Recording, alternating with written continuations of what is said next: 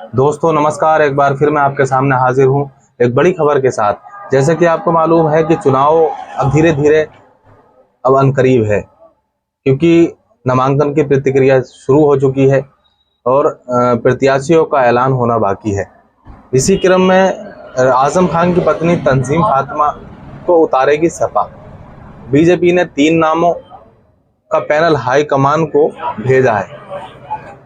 अब ये बहुत जल्दी जो भी है फैसला ले लेंगी पार्टियां कि किसको कैंडिडेट उतारना है, किस कैंडिडेट बनाना है, क्योंकि नामांकन की जो डेट है वो शुरू हो चुकी है।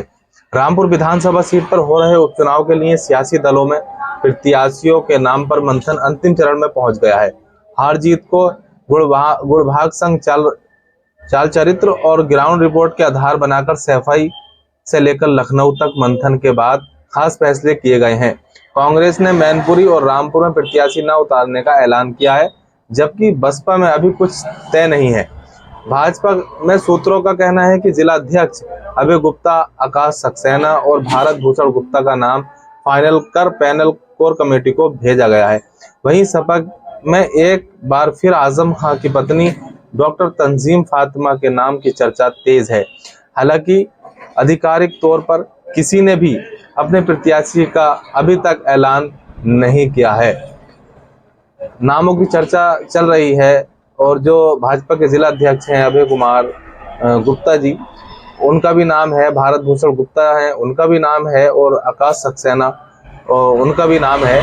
तीनों नामों का पैनल जो है हाई कमान को भेज दिया गया है। उस पर क्या मंथन होगा, किसको पार्टी प्रत्याशी बनाएगी, ये तो अभी देखने वाली बात होगी।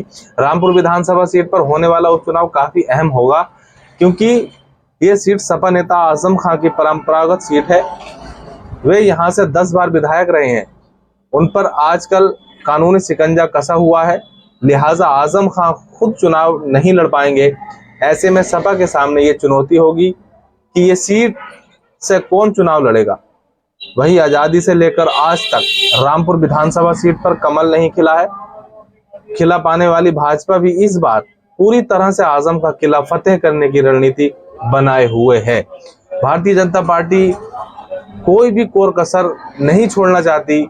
वो चाहती है कि किसी भी हाल में हमें रामपुर सीट को जीतना होगा।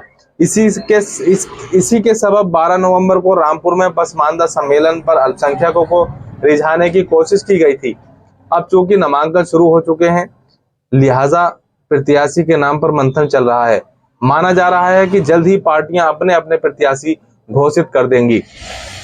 बहुत जल्दी पार्टियां अपने अपने प्रत्याशी घोषित कर देंगी, उनका नाम पर मंथन चल रहा है। बहुजन समाज पार्टी की ओर से अभी अधिकृत तौर पर कुछ नहीं कहा गया है।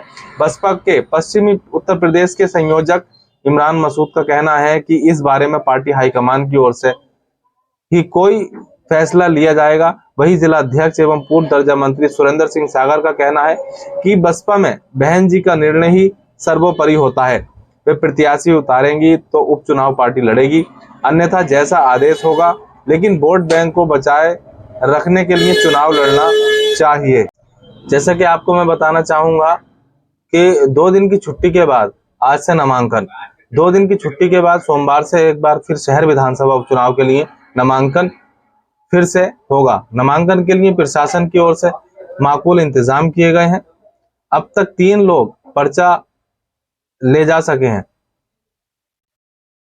हेड स्पीच मामले में सजाए याफ्ता घोषित किए जा चुके आजम खान को सुप्रीम कोर्ट के आदेश पर सेशन कोर्ट ने स्टे के मुद्दे पर सुना था, जिसके बाद सेशन कोर्ट ने आजम खान का स्टे प्रार्थना पत्र खारिज कर दिया था। जिसके बाद चुनाव आयोग ने उपचुनाव के लिए संशोधित कार्यक्रम जारी कर दिया था। संशोधित कार्यक्रम के बाद शुक्रवार से नामांकन की प्रक्रिया हो गई थी, लेकिन शनिवार व रविवार के अवकाश होने की वजह से नामांकन प्रक्रिया नहीं हुई। अब सोमवार को फिर से कलेक्ट्रेट में नामांकन दाखिल करने का काम होगा। इसके लिए कड़ी सुरक्षा व्यवस्था की गई है। नामांकन के लिए कलेक्ट्रेट में बैरिकेडिंग की गई है। इसके अलावा अब कलेक्ट्रेट के आसपास इलाकों में भी बैरिकेडिंग की गई है। जैसे कि आपको मैं बताना चाहूंगा कि 2 दिन छुट्टी होने की वजह से नामांकन नहीं हो पाए थे, और जो कोर्ट का फैसला आया था उसके बाद ही अब जो है आज से यानी कि सोमवार से नामांकन की प्रक्रिया शुरू हो गई है। और इसी दौरान लगभग 3 लोगों ने पर्चा भी खरीद लिया है। अभी देखने वाली बात यह होगी कि पार्टी अपने अपने प्रत्याशी कब घोषित करती है और उसके बाद जो है वो पर्चा दाखिल करेंगे, क्योंकि चुनाव जो है अब बेहद करीब है। अब चुनाव में सरगर्मी देखने को मिलेंगी, जितना करीब चुनाव आएगा इतने ही ज्यादा चीजें सामने आएंगी। अब देखने वाली बात तो यह होगी कि जनता रामपुर की किसे अपना सरताज बनाएगी या किसको अपना ताज पहनाकर इस रामपुर के लिए चुनेगी। मैं इन सब बातों के साथ आपसे विदा लेता हूं। मैं फिर मिलता हूं एक नई वीडियो के साथ। जब तक अपना ख्याल रखें। जय हिंद।